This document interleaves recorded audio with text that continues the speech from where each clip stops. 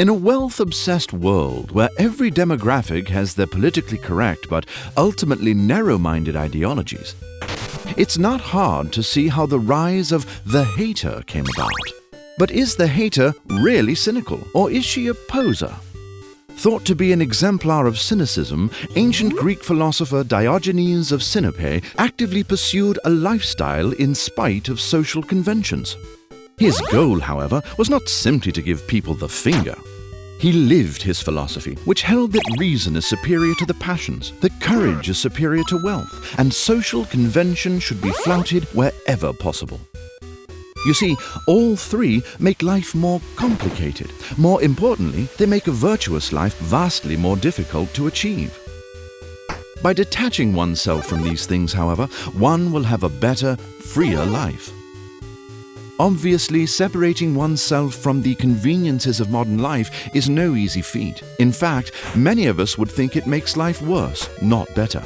But this is just the sort of thing Diogenes did, because he believed in pursuing freedom in action, speech, and self-sufficiency. Haters, on the other hand, are superficial.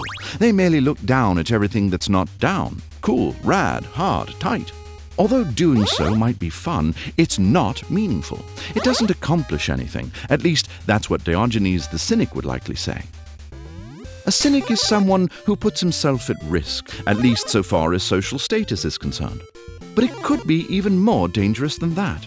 The cynic takes life seriously. A cynic would be one, for example, who chooses to be homeless, who is genuinely not impressed with supposedly important people, and who aims at living a simple life in conformity with nature. The hater just stands back from the crowd in order to pass judgment, but they don't actually do anything in support of their professed view. Mostly they're just jealous of what they don't have, which actually makes them prime targets for the real cynics. It's a lot harder to be earnest and rational in your quest for a virtuous life, to be a cynic than it is to merely be critical, to brush off a question with some smug comment like, "If you have to ask, you obviously don't get it." Cynicism demands real action, because the cynic aims at virtue. So, dear viewer, are you merely a player hater, or are you an original cynic?